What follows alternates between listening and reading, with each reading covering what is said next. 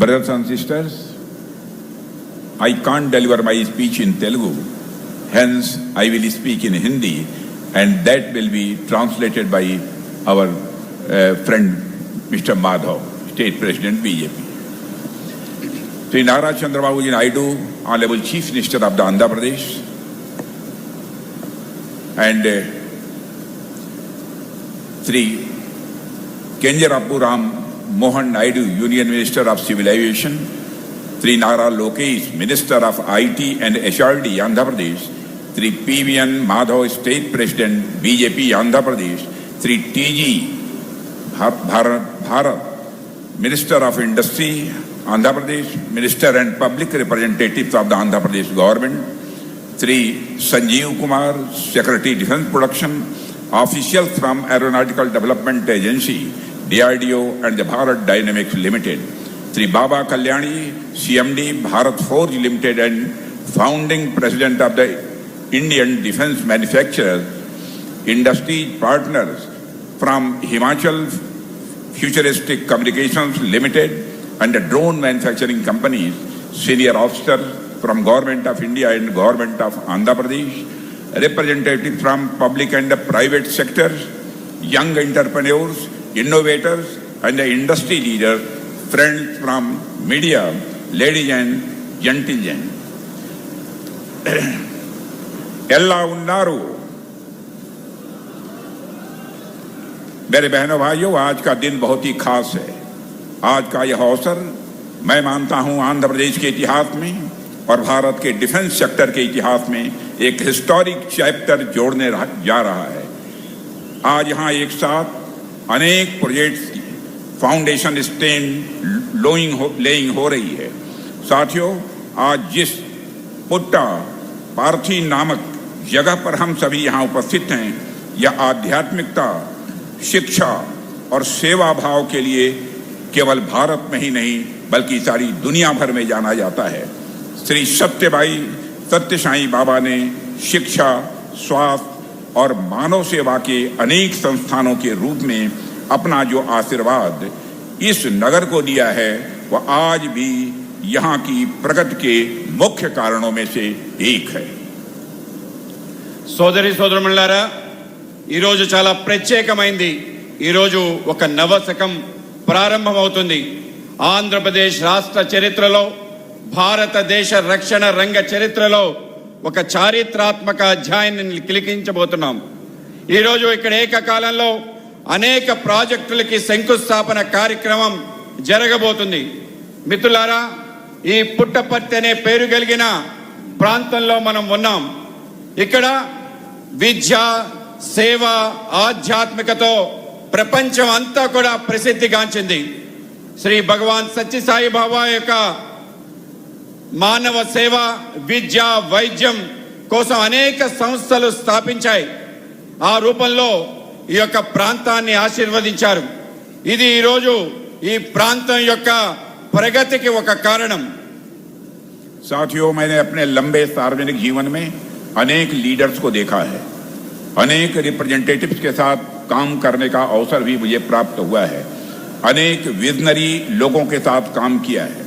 लेकिन टेक्नोलॉजी के प्रति जो जुनून, डेवलपमेंट के प्रति जो कमिटमेंट और फ्यूचर को प्रेडिक्ट कर पाने की जो दूरदृष्टि हमें नायडू गारू में है, वह बिरले ही देखने को मिलती है। जब बात श्री नायडू गारू की हो तो छोटा सोचना मैं समझता हूं संभव ही नहीं है। और आंध्र प्रदेश के विकास के लिए जिस कमिटमेंट के साथ इन्होंने काम किया है, उसकी सराहना मैं दावे के साथ कहना चाहता हूं, भारत ही नहीं बल्कि इंटरनेशनल फोरम्स पर भी हुई है।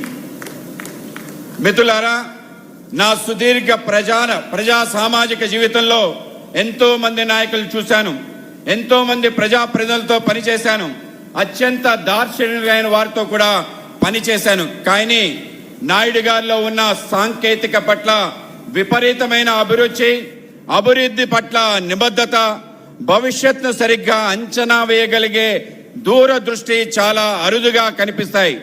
నాయుడు గారు ఏదైనా చిన్న విషయం ఆలోచించరు, ఆయన ఆలోచించడం కూడా అసాధ్యం। ఆంధ్రప్రదేశ్ అభివృద్ధి కొరకు చిత్తశుద్ధితో వారు చేస్తున్న కృషి భారతదేశంలోనే కాక అంతర్జాతీయ వేదికలపైన కూడా ప్రశంసలు అందుకున్నాయి. बहनों भाइयों, आप लोगों को मालूम होगा कि नायडू गारू को अनेक अंतर्राष्ट्रीय सम्मान भी प्राप्त हुए हैं. वर्ल्ड इकोनॉमिक फोरम तथा अन्य इंटरनेशनल ऑर्गेनाइजेशंस ने इनकी अचीवमेंट्स को एक्नॉलेज किया है. प्रॉफिट नाम की मैगजीन ने तो 2001 में ही इन्हें 7 वर्किंग वंडर्स में शामिल किया था, जो अपने आप में इनकी क्षमता को दिखाता है. आपका टेम्परामेंट मैं अच्छी तरह जानता हूं साइंटिफिक है और आईटी और इनोवेशन को लेकर आपका फोकस इनक्रेडिबल है, और यही कारण है कि गूगल जैसी बड़ी और मल्टीनेशनल कंपनी लाखों करोड़ों रुपए के अपने एआई डाटा सेंटर की स्थापना के लिए वह आंध्र प्रदेश को ही चुनती है. और मुझे पूर्ण विश्वास है कि आने वाले समय में नायडू गारू के नेतृत्व में एपी यानी आंध्र प्रदेश एपी यानी एडवांस प्रदेश बनकर उभरेगा. और जिस तरह से एनडीए सरकार आंध्र प्रदेश के विकास के लिए काम कर रही है, वह पूरे भारत के लिए रोल मॉडल बनकर सामने आ रहा है. శ్రీ చంద్రబాబు నాయుడు గారు అనేక అంతర్జాతీయ సత్కారాలు లభించాయి. ప్రపంచ ఆర్థిక మండలి మరియు అనేక అంతర్జాతీయ సంస్థలు వారు విజయాల్ని గుర్తించాయి. ఈ మధ్య ప్రాఫిట్ అనే మ్యాగజైన్ 7 పనిచేస్తున్న విచిత్రాల్లో అంటే 7 వర్కింగ్ వండర్స్ లో వీరి పేరు కూడా చర్చించబడింది. ఇది ఆయన సామర్థ్యాన్ని తెలియజేస్తుంది. ఆయన దృక్పథం శాస్త్రీయమైనది. ఐటీ మరియు వినూత్న ఆవిష్కరణల విషయంలో వస్తే ఆయన ఫోకస్ అద్వితీయమైంది. ఈ కారణంగానే గూగుల్ వంటి భారీ బహుళజాతీయ సంస్థ లక్షల కోట్ల పెట్టుబడులు ఆంధ్రప్రదేశ్ కి ఎంపిక చేసుకున్నాయి. భవిష్యత్తులో నాయుడు గారి నాయకత్వంలో ఏపీ అంటే అడ్వాన్స్ ఆంధ్రప్రదేశ్, ప్రగతిశీల ప్రదేశ్ గా రూపుదిద్దుకోబోతుంది. ఆంధ్రప్రదేశ్ అభివృద్ధి కోసం ఎన్డీఏ ప్రభుత్వం పనిచేస్తున్న తీరు యావత్ దేశానికి ఒక విశేషమైన నమూనాగా మారి అందరికీ ముందు నిలుస్తుంది. आज इस फाउंडेशन स्टोन लेइंग सेरेमनी में 4 प्रमुख प्रोजेक्ट प्रारंभ हो रहे हैं. इसके अलावा 8 ड्रोन कंपनियों का एक समूह मिलकर कुरनूल में एक ड्रोन सिटी भी इस्टेब्लिश कर रहा है. कुल मिलाकर आंध्र प्रदेश के विकास की दिशा में आज का दिन एक माइलस्टोन सिद्ध होगा, ऐसा मेरा विश्वास है. ఈ రోజు శంకుస్థాపన వేడుకలో 4 ప్రధాన ప్రాజెక్టులు ప్రారంభమవుతున్నాయి. అవే కాకుండా 8 డ్రోన్ కంపెనీల బృందాలు కలిసి కర్నూలులో ఒక డ్రోన్ సిటీని కూడా ప్రారంభిస్తున్నాయి. మొత్తానికి ఆంధ్రప్రదేశ్ అభివృద్ధి పదంలో వెళ్తుంది. ఈ రోజు ఒక మైలురాయిగా నిలిచిపోతుందని నా నమ్మకం. साथियों, इस समय हम एक ऐसे कालखंड में हैं जहां पूरी दुनिया में उथल पुथल मची हुई है, और ऐसे में एक राष्ट्र के रूप में हम अपनी सुरक्षा तभी मजबूत बनाए रख सकते हैं जब अपनी लाठी अपने हाथ में होगी. राष्ट्रीय सुरक्षा जैसे महत्वपूर्ण विषय पर हम हमेशा दूसरे देश के भरोसे नहीं रह सकते हैं. इसलिए आज शुरू हो रहे ये सभी प्रोजेक्ट मैं मानता हूं साधारण नहीं है बल्कि ऐतिहासिक है. మిత్రులారా, ఇవాళ ప్రపంచం అంతా గందరగోళ పరిస్థితిని ఎదుర్కొంటుంది. ఇలాంటి విషమ పరిస్థితుల్లో మనమంతా ఒకే రాష్ట్రం మన సొంత బలంతో ఉంటే మనని శక్తివంతంగా రక్షించుకోగలుగుతాం. జాతీయ భద్రత వంటి ముఖ్య అంశాల్లో మనం ఇప్పటికీ ఇతర దేశాలపై ఆధారపడి ఉన్నాం. అందువల్ల ఈరోజు ప్రారంభమవుతున్న ఈ ప్రాజెక్టులన్నీ చారిత్రాత్మకమైందని చెప్పవచ్చు. यदि मैं यहाँ शुरू हो रहे प्रोजेक्ट्स के बारे में आपसे बात करूं तो आज यहाँ एरोनॉटिकल डेवलपमेंट एजेंसी यानी एडीए के 5th generation advanced medium combat aircraft के लिए कोर इंटीग्रेशन और फ्लाइट टेस्टिंग सेंटर की फाउंडेशन स्टोन रखी गई है. आडा सरकार के defence research and development organisation यानी डीआरडीओ का यह सहयोगी संगठन है. यह भारत के लिए स्वदेशी फाइटर एयरक्राफ्ट के रिसर्च एंड डेवलपमेंट में अपनी भूमिका निभाती है. इसी एडीए ने हमें एलसीए तेजस मार्क 1 दिया और अभी मार्क 2 पर काम चल रहा है, और अब यही एडीए 5th जनरेशन अमका पर भी काम कर रही है। यह एक full fledged 5th generation steel fighter होगा जो दुनिया के कुछ ही देशों के पास ऐसा फाइटर प्लेन होगा। ఇవాళ ఇక్కడ ప్రారంభమవుతున్న ప్రాజెక్టు గురించి చెప్పాలంటే ఇక్కడ ఏరోనాటికల్ డెవలప్మెంట్ ఏజెన్సీ ఇది 5వ తరం ఆధునిక మధ్య తరహా యుద్ధ విమానం కొరకు కోర్ ఇంటిగ్రేషన్ విమాన పరీక్షా కేంద్రంగా పునాది రాయబడింది। ఏడీఏ ప్రభుత్వ రక్షణ రంగ పరిశోధన మరియు అభివృద్ధి సంస్థ అంటే డిఆర్డిఏ యొక్క భాగస్వామ్య సంస్థ। ఇది భారతదేశ స్వదేశీ ఫైటర్ ఎయిర్క్రాఫ్ట్ యొక్క పరిశోధన అభివృద్ధిలో ప్రధాన పాత్ర పోషిస్తుంది। అదే ఏడీఏ ఎల్సీఏ తేజస్ మార్క్ 1 కూడా అందించింది। ఇప్పుడు మార్క్ 2 కూడా అభివృద్ధి చేసే పనిలో ఉంది। ఇది ఒక పూర్తి స్థాయి 5వ స్తరం షెల్టర్ ఫైట్ అవుతుంది। ఇది ప్రపంచంలో కొద్ది దేశాల వద్ద మాత్రమే ఉంది। साथियों, मुझे बतलाया गया है अमका का कुल प्रोजेक्ट करीब 15,000 करोड़ रुपए का है और इसका एक बहुत इंपॉर्टेंट कंपोनेंट यानी कोर इंटीग्रेशन फैसिलिटी और फ्लाइट टेस्टिंग सेंटर लगभग 2,000 करोड़ रुपए की लागत से यहां आंध्र प्रदेश की धरती पर स्थापित किया जा रहा है। दुनिया में ऐसी हाईटेक फ्लाइट टेस्टिंग फैसिलिटी गिनी चुनी जगहों पर ही उपलब्ध हैं और अब पुट्टापर्थी का नाम दुनिया के उन चुनिंदा स्थानों में शामिल होने जा रहा है जहां से 5th जनरेशन का एयरक्राफ्ट आसमान छुएगा और पुट्टापर्थी की धरती पर अब ऐसे एयरक्राफ्ट तैयार होंगे जो जंग के मैदान में पलक झपकते ही दुश्मन को नेस्त नाबूद कर देंगे। మిత్రులారా, నాకు చెప్పబడింది మొత్తం ఆమ్కా ప్రాజెక్టుల విలువ 15,000 కోట్లని। ఇందులో ఒక కీలక భాగమైన కోర్ ఇంటిగ్రేటింగ్ ఫెసిలిటీ అలాగే విమాన పరీక్షా కేంద్రం సుమారు 2,000 కోట్ల వ్యయంతో ఈ ఆంధ్రప్రదేశ్లో ఏర్పాటు చేస్తున్నారని।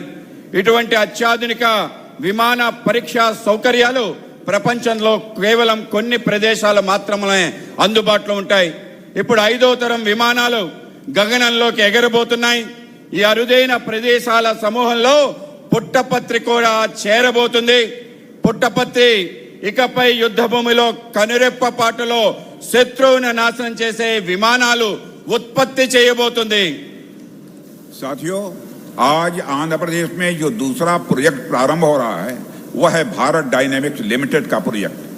बीडीएल रक्षा मंत्रालय का एक महत्वपूर्ण पब्लिक सेक्टर अंडरटेकिंग है और यह स्वदेशी फ्यूचरिस्टिक अंडर वाटर सिस्टम्स का केंद्र बनाने जा रहा है और यह प्रोजेक्ट भी 480 करोड़ रुपए का है और बीडीएल की यह नई unit autonomous under water vehicles, under water counter measure systems और नेक्स्ट जनरेशन टॉर्पीडोज पर काम करेगी।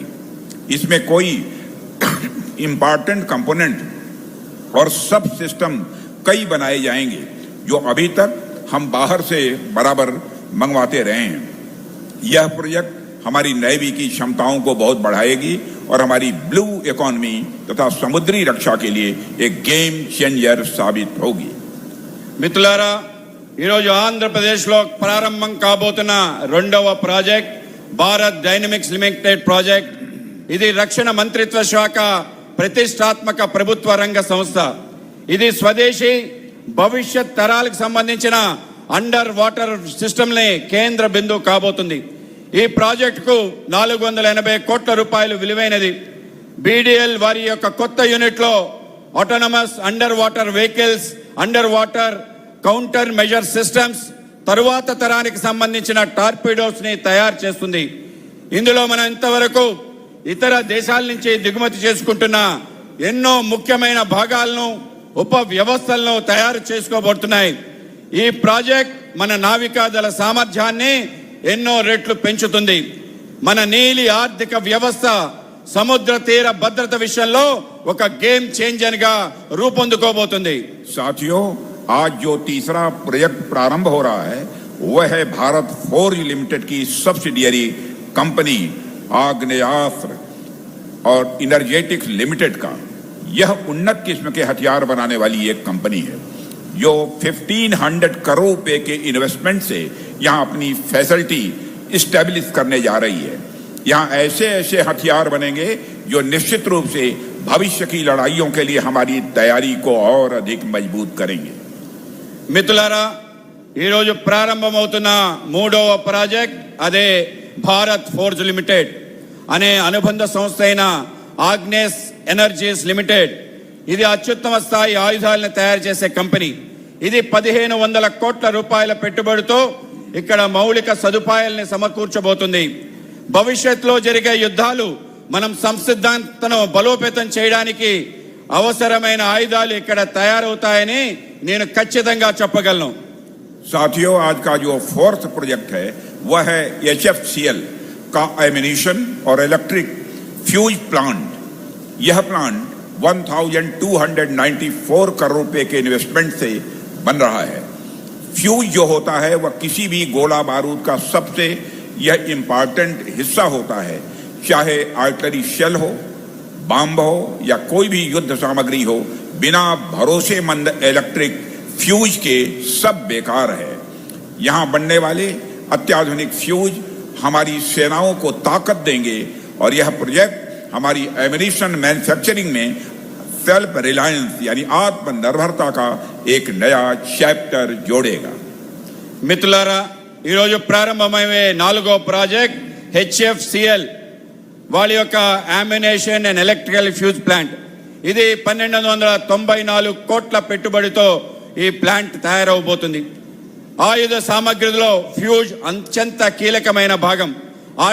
ఆర్టిలరీ షెల్ అయినా, బాంబ్ అయినా, యుద్ధ సామగ్రి అయినా నమ్మకమైన ఎలక్ట్రికల్ ఫ్యూజ్ లేకపోతే అది నిరుపయోగమే. ఇక్కడ తయారయ్యే అత్యాధునిక ఫ్యూజులు మన సేనలకు బలాన్ని, ధైర్యాన్ని ఇస్తాయి. ఈ ప్రాజెక్ట్ మన ఆయుధాల తయారీ రంగంలో స్వావలంబన దిశగా ఒక కొత్త అధ్యయనాన్ని ప్రారంభించబోతుంది. साथियों, इसके अलावा मैं हमारे यंग इंटरप्रेन्योर्स को भी विशेष बधाई देता हूं, क्योंकि 8 ड्रोन कंपनियां मिलकर कुरनूल में एक ड्रोन सिटी बना रही हैं. यह सब छोटी छोटी मगर important unit make in India के विजन को हकीकत में बदलेंगे. అంతేకాకుండా నేను మన యువ ఔత్సాహిక పారిశ్రామికవేత్తలను కూడా అభినందిస్తున్నాను. 8 డ్రోన్ కంపెనీలు కలిసి కర్నూలులో డ్రోన్ సిటీని నెలకొల్పాలని భావిస్తున్నారు.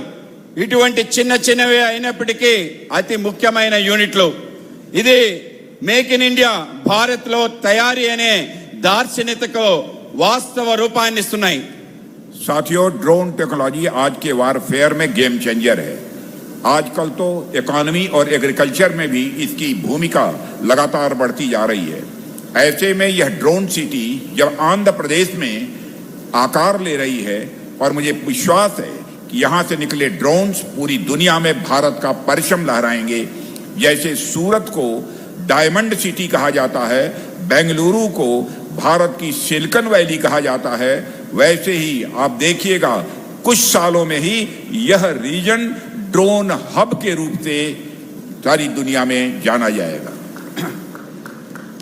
మిత్రులారా, డ్రోన్ టెక్నాలజీ ఈనాటి యుద్ధ రంగంలో ఒక గేమ్ చేంజర్ గా నిలిచింది.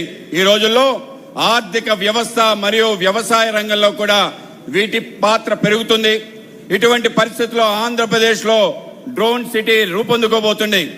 ఇక్కడ తయారయ్యే డ్రోన్లు ప్రపంచవ్యాప్తంగా భారత కీర్తిని పెంచుతాయి. అలాగే ఏ విధంగా అయితే సూరత్ ని ఒక వజ్రాల నగరంగా పిలుస్తున్నామో, బెంగళూరు ని ఒక సిలికాన్ వ్యాలీగా పిలుస్తున్నామో, అలాగే రాబో రోజుల్లో కూడా పుట్టపర్తిని ఒక డ్రోన్ మన యొక్క కర్నూలు ప్రాంతాన్ని డ్రోన్ హబ్ గా ప్రసిద్ధి చెందటాన్ని మీరు చూస్తారు. साथियों, अब जरा गौर से इन सभी प्रोजेक्ट्स के बारे में देखिए.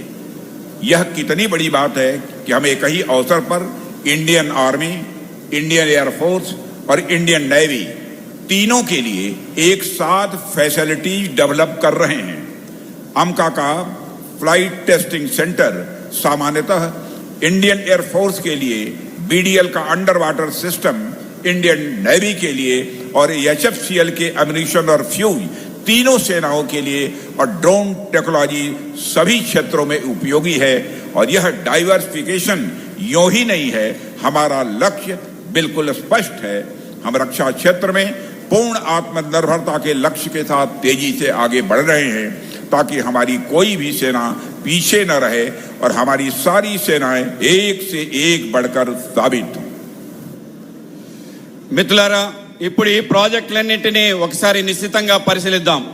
మనం ఒకే సమయంలో భారత సైన్యం, వైమానిక దళం, నావికా దళం కోసం ఏకకాలంలో సౌకర్యాలు అభివృద్ధి చేయటం గొప్ప విశేషం.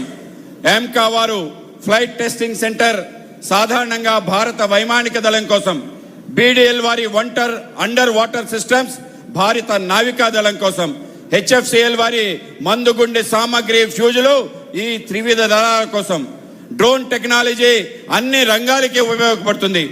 ఈ వైవిధ్యీకరణకు ఒక కారణం ఉంది. మన లక్ష్యం చాలా స్పష్టంగా ఉంది. రక్షణ రంగంలో సంపూర్ణ స్వావలంబన సాధించాలనే లక్ష్యంతో మనం ముందుకు సాగుతున్నాం. తద్వారా మన దళాల్లో ఏది వెనకబడి ఉండకూడదు. మన దళాలన్నీ ఒక దానికి మించి ఇంకొకటి ఆ విధంగా నిరూపించుకోవాలి.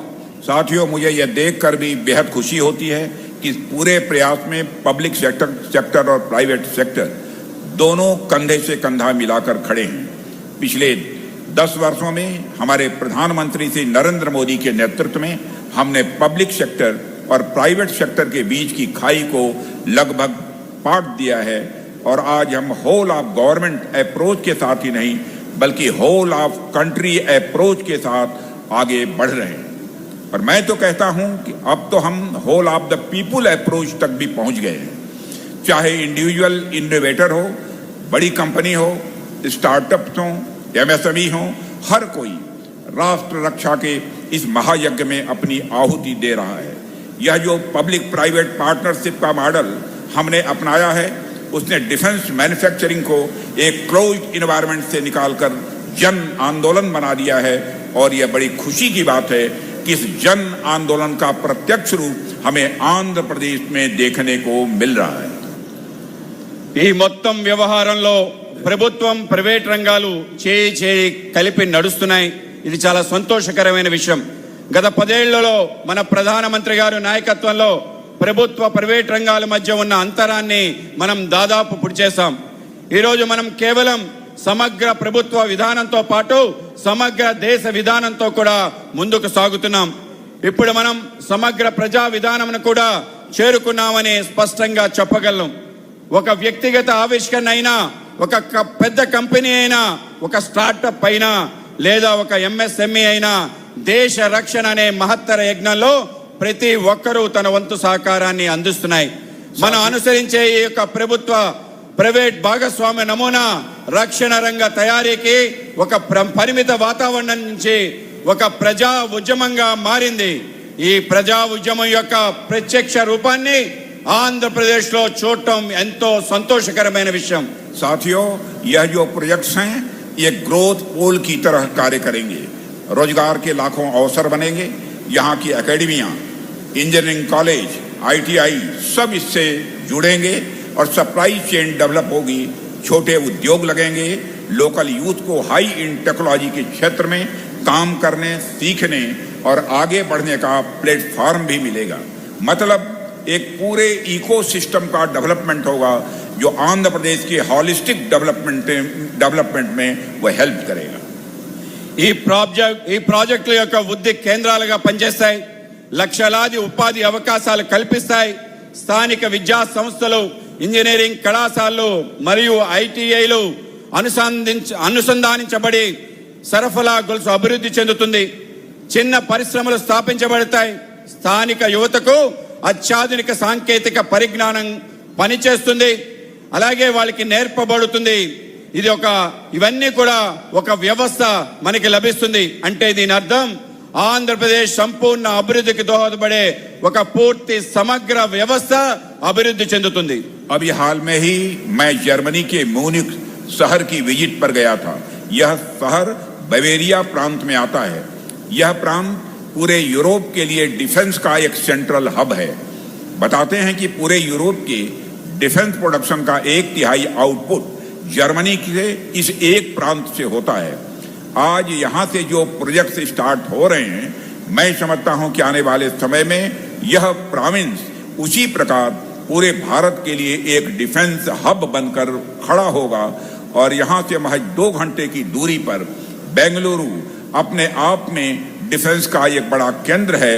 यहाँ पर सीएम आंध्र प्रदेश नायडू गारू मौजूद हैं। तो मैं कहना चाहूँगा कि आप कर्नाटक के साथ मिलकर किसी ऐसे प्लान पर भी विचार करें जिससे यह पूरा क्षेत्र एक विशाल मिलिट्री इंडस्ट्रियल कांप्लेक्स बनकर उभरे। ఇటీవల నేను జర్మన్లో మ్యూనిచ్ని సందర్శించాను. ఈ నగరం బవేరియా అను రాష్ట్రంలో ఉంది. ఈ రాష్ట్రం ఐరోపా మొత్తానికి ఒక కేంద్ర రక్షణ కేంద్రం. ఐరోపా మొత్తం రక్షణ ఉత్పత్తిలో 1/3 వంతు జర్మనీలో ఈ ఒక్క రాష్ట్రంలోనే వస్తుంది. ఈరోజు ఇక్కడ ఆంధ్రప్రదేశ్లో ప్రారంభమవుతున్న ఈ యొక్క ప్రాజెక్టులు భవిష్యత్తులో ఈ రాష్ట్రం యావత్తు భారతదేశానికి ఒక రక్షణ కేంద్రంగా ఆవిర్భవించుతుందని నేను నమ్ముతున్నాను. కేవలం 2 గంటల దూరంలో బెంగళూరు అనే ఒక ప్రధాన రక్షణ కేంద్రం ఉంది. నేను ఆంధ్రప్రదేశ్ ముఖ్యమంత్రి నాయుడు గారికి ఇక్కడే ఉన్నారు, ఆయనకు ఒక విషయం చెప్తున్నాను. మీరు కర్ణాటకతో కలిసి ఈ ప్రాంతం మొత్తాన్ని ఒక భారీ సైనిక పారిశ్రామిక సముదాయంగా మార్చే ప్రణాళిక చేయండి అని నా సలహా. साथियों, यह ऐतिहासिक कालखंड का ऐतिहासिक अवसर है। आज से कुछ वर्ष पहले डिफेंस सेक्टर में हमारी छवि दुनिया के सबसे बड़े इंपोर्टर की थी। लड़ाई के लिए, अपनी खुद की सुरक्षा के लिए हमें दूसरे देशों का मुंह देखना पड़ता था, लेकिन आज हालात बदल चुके हैं। पिछले 10 वर्षों में हमारे लोगों ने जो मेहनत की है उसका परिणाम आज हमें देखने को मिल रहा है। మిత్రులారా, ఇదొక చారిత్రాత్మక సమయం, ఒక చారిత్రాత్మక ఘట్టం. కొన్ని సంవత్సరాల క్రితం రక్షణ రంగంలో ప్రపంచంలోనే మనం అతిపెద్ద దిగుమతిదారుడిగా ఉండేవాళ్ళం. యుద్ధ సమయంలో మన సొంత భద్రత కోసం మన ఇతర దేశాలపై ఆధారపడాల్సి వచ్చి ఉండేది. కానీ ఈరోజు పరిస్థితి పూర్తిగా మారిపోయింది. గత 10 ఏళ్లుగా మనం చేసిన కఠోర పరిశ్రమకి ఫలితాలు ఇప్పుడిప్పుడే పొందుతున్నాం. साथियों, वर्ष 2014 में हमारा डोमेस्टिक डिफेंस प्रोडक्शन मात्र 46,000 करोड़ रुपए था। यानी हम लोग भारत में सिर्फ 46,000 करोड़ रुपए के हथियार और साजो सामान बना पाते थे। लेकिन आपको यह जानकर बेहद खुशी होगी कि आज यह बढ़कर रिकॉर्ड 1.54 लाख करोड़ हो गया है। और आज मैं आप सबके सामने विश्वास के साथ कहकर जा रहा हूं कि 2 महीने के अंदर आपको यह भी जानकारी मिल जाएगी कि यह लगभग जो डिफेंस प्रोडक्शन है वह 1.75 लाख करोड़ रुपए तक पहुंच जाएगा। 2004లో మన దేశీయ రక్షణ ఉత్పత్తి కేవలం 1 मिनट। इसके अलावा 2014 तक भारत का जो डिफेंस एक्सपोर्ट था वह बहुत ही कम हुआ करता था। हम केवल 600 करोड़ रुपए से भी कम के हथियार और साजो सामान दुनिया के दूसरे देशों को भेज पाते थे, उनको सेल कर पाते थे। लेकिन आज वही बढ़कर रिकॉर्ड अप्रॉक्सीमेटली 40,000 करोड़ रुपए तक पहुंच गया है। और इस तरह की अनेक अचीवमेंट हम लोगों ने हासिल की हैं। 2004లో మన భారతదేశ రక్షణ ఉత్పత్తి కేవలం 46,000 కోట్లుగా ఉండేది. అంటే భారతదేశం కేవలం 46,000 కోట్ల విలువైన ఆయుధాలు, పరికరాలు మాత్రమే తయారు చేసుకోగలిగే వాళ్ళం. కానీ ఈరోజు దాని రికార్డ్ స్థాయిలో 1,75,000 కోట్ల రూపాయలకు పెరిగిందని మీకు తెలియజేస్తున్నాను. అంతేకాకుండా 2014 వరకు భారతదేశ రక్షణ రంగంలో ఎగుమతులు చాలా తక్కువ ఉండేది. మనం ప్రపంచంకి కేవలం 600 కోట్లు విలువైన ఆయుధాలు, పరికరాలు విక్రయించేవాళ్ళం. కానీ ఈరోజు అది రికార్డ్ స్థాయిలో సుమారు 40,000 కోట్ల వరకు పెరిగింది. ఇలాంటి ఎన్నో విజయాలు మనం సాధించాం. साथियों, अभी कई सारी अचीवमेंट्स हासिल करना शेष है। मैं उस पल की कल्पना करता हूं जो अमका की पहली उड़ान इसी धरती से भरी जाएगी या उसका टेस्टिंग डाटा यहां से जनरेट होगा। जब बीडीएल द्वारा बनाया गया अंडर वाटर ड्रोन समुद्र की अंधेरी गहराइयों में दुश्मन पर नजर रखेगा और वहां से निकला टॉर्पीडो दुश्मन पर सटीक वार करेगा और जब आंध्र प्रदेश की धरती पर निर्मित इलेक्ट्रिक फ्यूज से हमारी तोपें गरजेंगी, जब आग्नेयास्त्र, इनर्जेटिक्स के हथियार सीमा पर हमारे जवानों का हौसला बनेंगे और जब वहां की ड्रोन सिटी से दुनिया के कोने कोने में ड्रोन्स की सप्लाई होगी, तो यह हमारा आने वाला कल होगा। మనం సాధించాల్సిన విజయాలు ఇంకా ఎన్నో ఉన్నాయి. ఎంకా వారి తొలి విమానం ఈ లేన నుంచి నింగిలోకి ఎగిరే క్షణాన్ని, లేదా అది పరీక్ష డేటా ఇక్కడ ఉత్పత్తి అయ్యే క్షణాన్ని నేను ఊహించుకుంటున్నాను. బీడీఎల్ నిర్మించిన జలాంతర్గామి డ్రోన్ సముద్ర అగాధంలో శత్రువును పర్యవేక్షించే క్షణాన్ని, ఇక్కడి నుంచి ప్రయోగించే టార్పిడో శత్రువుని ఖచ్చితంగా ఛేదించే క్షణాన్ని నేను ఊహించుకుంటున్నాను. ఆంధ్రప్రదేశ్ నేల మీద తయారయ్యే ఎలక్ట్రికల్ ఫ్యూజులతో మన ఫిరంగులు గర్జించే క్షణాన్ని నేను ఊహించుకుంటున్నాను. ఆగ్నేయాస్త్ర ఎనర్జిక్ ఆయుధాలు సరిహద్దుల్లో మన సైనికుల యొక్క బలాన్ని, స్థైర్యాన్ని నిలిచే క్షణాన్ని నేను ఊహించుకుంటున్నాను. ఇక్కడ డ్రోన్ సిటీ ప్రపంచంలోనే ప్రతి మూలకి డ్రోన్ సరఫరా చేసే క్షణాన్ని నేను ఊహించుకుంటున్నాను. అదే మన భవిష్యత్తు. साथियों, मुझे ये बताते हुए खुशी हो रही है कि इन प्रोजेक्ट्स का लाभ केवल डिफेंस सेक्टर तक सीमित नहीं रहेगा. जो भी यहाँ काम करने आएगा उसका परिवार भी प्रॉस्परस होगा. इससे यहाँ स्कूल खुलेंगे, हॉस्पिटल बनेंगे, सड़कों का जाल बिछेगा, यानी हॉलिस्टिक रीजनल डेवलपमेंट होगा. और इसमें आप जनता जनार्दन का सहयोग बहुत ही जरूरी है. आपके सहयोग से ही यह सब कुछ हो रहा है और आपके सहयोग की, आपके आशीर्वाद की हमेशा हमें जरूरत पड़ती रहेगी. సంతోషకరమైన మరో విశేషం ఏంటంటే, ఈ ప్రాజెక్టులు ప్రయోజనాలు కేవలం రక్షణ రంగానికే పరిమితం కావు. ఇక్కడ పనిచేయడానికి వచ్చే ప్రతి ఒక్కరి కుటుంబం సుసంపన్నం అవ్వబోతుంది. తద్వారా పాఠశాలలు, ఆసుపత్రులు, రహదారుల యొక్క నెట్వర్క్ ఏర్పడబోతున్నాయి. అంటే ఇది ఒక సమగ్ర సంపూర్ణ ప్రాంతీయ అభివృద్ధికి దోహదపడుతుంది. ఇందులో ప్రజలైన మీ సహకారం చాలా కీలకం. ఇదంతా మీ సహకారం వల్లే జరుగుతుంది. మాకు ఎల్లప్పుడూ మీ మద్దతు, మీ ఆశీస్సులు కావాలి. साथियों, आप सब जानते हैं कि राष्ट्र निर्माण का कार्य ये मिलजुल कर ही होता है और हम सब मिलकर जुट जाएं, ईंट दर ईंट, कदम दर कदम, और एक ऐसे भारत का निर्माण करें जो न केवल स्वयं की रक्षा करे बल्कि विश्व बंधुत्व की भावना के साथ पूरी दुनिया की भी मदद कर सके. हमारे पास विल पावर है, इच्छा शक्ति है, हमारे पास संकल्प शक्ति है, जनशक्ति है और भगवान श्री वेंकटेश्वर की असीम कृपा भी हम सबके ऊपर है. हमारे मनोरथ पूरे होंगे, इसमें कहीं कोई संदेह नहीं है. మిత్రులారా, దేశ నిర్మాణం అనేది ఒక సమిష్టి కృషి. మనమందరం ఇటుక పేర్చి అడుగు అడుగు కలిపి ఏకమై మనని మనం రక్షించుకోవటమే కాకుండా విశ్వ సోదర భావన స్ఫూర్తితో యావత్ ప్రపంచానికి కూడా సహాయపడగలిగే ఒక భారతదేశాన్ని నిర్మిద్దాం. మనకు సంకల్పం, పట్టుదల, మానవ వనరులు మరియు శ్రీ వెంకటేశ్వర స్వామి వారి యొక్క అపారమైన ఆశీస్సులు ఉన్నాయి. మన కోరికలు తప్పకుండా నెరవేరుతాయి అనే అండల్లో ఎటువంటి సందేహం లేదు. एक बार फिर इस ऐतिहासिक आयोजन के लिए मुख्यमंत्री चंद्रबाबू नायडू गारू, उनकी टीम और राज्य की जनता को मैं कोट कोट बधाई भी देता हूं और अपनी हार्दिक शुभकामनाएं भी देता हूं. और मुझे यहां आमंत्रित करने के लिए आप सभी को धन्यवाद देते हुए यहीं पर अपनी बात को समाप्त करता हूं. आप सबको बहुत बहुत धन्यवाद. बोलिए भारत माता की, भारत माता की. बहुत बहुत धन्यवाद.